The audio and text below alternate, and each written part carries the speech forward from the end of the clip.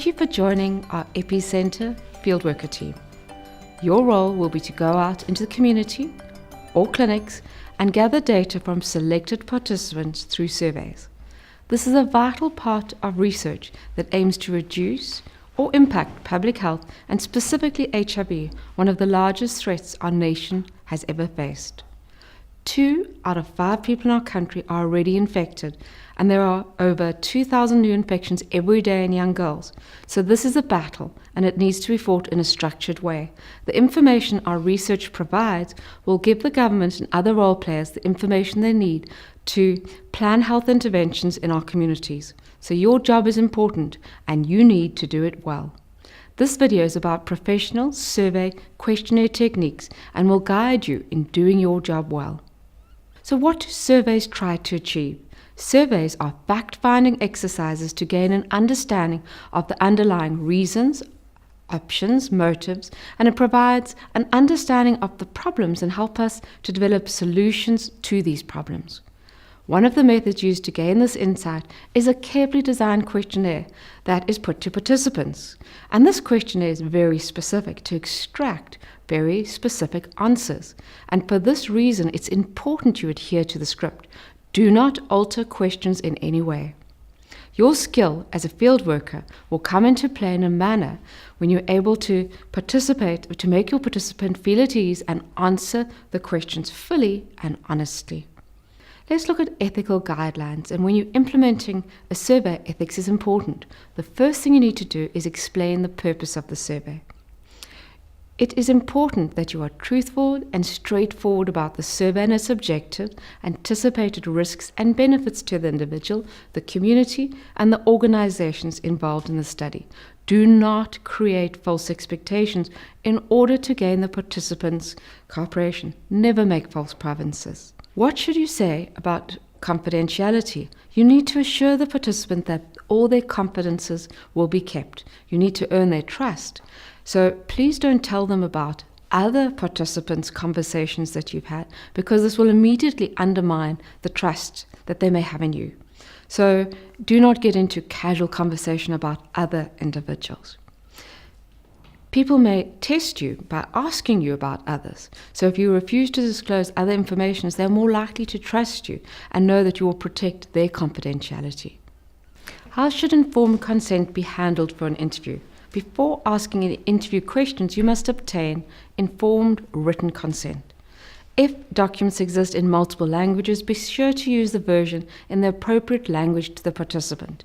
In addition to informing participants about the voluntary nature of the study, the key purpose of the informed consent is to ensure that they understand the risks and benefits entailed in participation. Next, we move on to the logistics of interviewing. What's your responsibility as an interviewer? The interviewer is responsible for fulfilling the following roles, tasks, and obligations during and after the interview. Firstly, prepare for the interview. Be familiar with all the material. Recruit the participant according to the recruitment strategy outlined in the protocol. Be in the right household or clinic and interview the right person that has been sampled. Be knowledgeable about the research topic, including and anticipating, being prepared to answer any questions the participant may have. Be reliable. To get participants to take the interviewer seriously, you need to demonstrate your own commitment. Arrive on time if you have an appointment, have all your equipment ready, and be both mentally and psychologically prepared to conduct the interview and keep any promises that you might make. Find a private place to interview the participant, obtain informed consent from each participant before the interview. Ask all the questions in exactly the way they have been written and document the answers as they are given.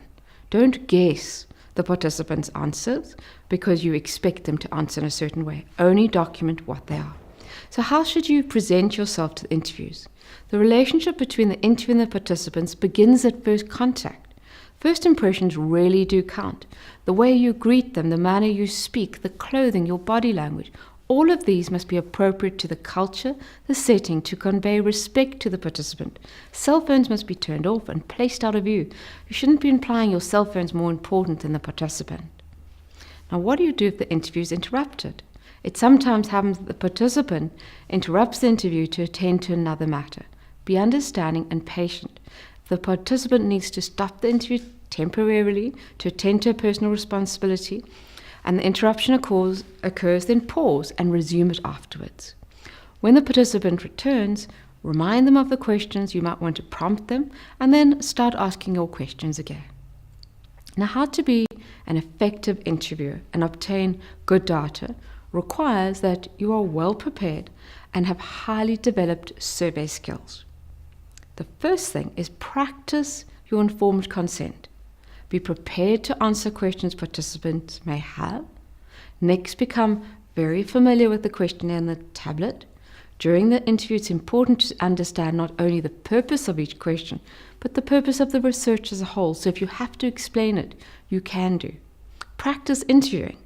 It's helpful to practice your interviewing techniques as you'll get better at it. Practice using the tablet and check it before the interview. Know how to use features like pause or solve simple technical problems. The core skills required to establish a positive interview participation dynamics are rapport building, emphasizing the participant's perspective and accommodating different personality, emotional states, and these skills are listed below. So key skills include, as I mentioned before, rapport building. Rapport is when you make the participant feel at ease and like you, feel that they can trust you. If you build rapport, participants will feel free and open to be honest with you about the subject.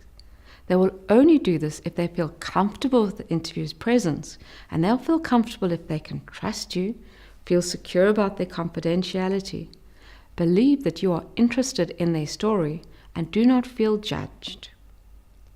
Achieving rapport, you need to be friendly, smile, use a pleasant tone of voice, and use relaxed body language. Incorporate a bit of humor, be humble, and do not patronize the participant.